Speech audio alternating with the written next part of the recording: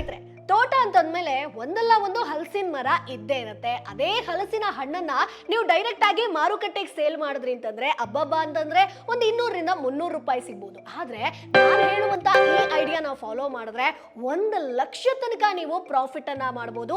ಇಲ್ಲಿ ನೀವು ಏನ್ ಮಾಡಬೇಕು ಅಂತಂದ್ರೆ ಹಲಸಿನ ಹಣ್ಣಿನ ಉಪ ಉತ್ಪನ್ನಗಳನ್ನ ತಯಾರಿಸಬೇಕಾಗತ್ತೆ. ಮೊದಲನೇದಾಗಿ ನೀವು ಹಲಸಿನ ಹಿಟ್ಟನ್ನ ತಯಾರಿಸೋದು ಅಂದ್ರೆ ಜಾಕ್ ಫ್ರೂಟ್ ಪೌಡರ್ ಅನ್ನ ಇಲ್ಲಿ ತಯಾರಿಸ್ಕೊಳ್ಬೇಕು.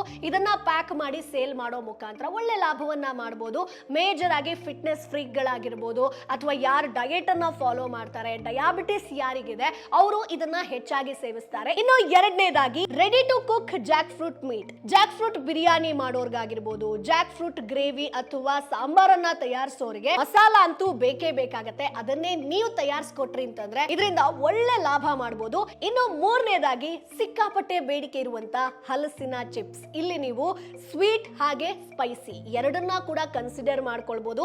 ಎರಡೂ ರೀತಿಯಾದಂತಹ ಚಿಪ್ಸ್ ಅನ್ನ ಮಾಡಿ ಮಾರಾಟ ಮಾಡೋ ಮುಖಾಂತರ ಹೆಚ್ಚಿನ ಲಾಭವನ್ನ ಮಾಡಬಹುದು. ಸೊ ಈಗ ನೀವೇ ಹೇಳಿ, ಡೈರೆಕ್ಟ್ ಆಗಿ ಹಲಸಿನ ಹಣ್ಣನ್ನ ಸೇಲ್ ಮಾಡಿ ಕಡಿಮೆ ಲಾಭ ಗಳಿಸ್ತಿರೋ ಅಥವಾ ಉಪ ಉತ್ಪನ್ನಗಳನ್ನ ನೀವೇ ತಯಾರಿಸಿ ಹೆಚ್ಚಿನ ಲಾಭವನ್ನ ಮಾಡ್ತೀರಾ? ಕಮೆಂಟ್ ಬಾಕ್ಸ್ ಅಲ್ಲಿ ತಪ್ಪದೇ ತಿಳಿಸಿ.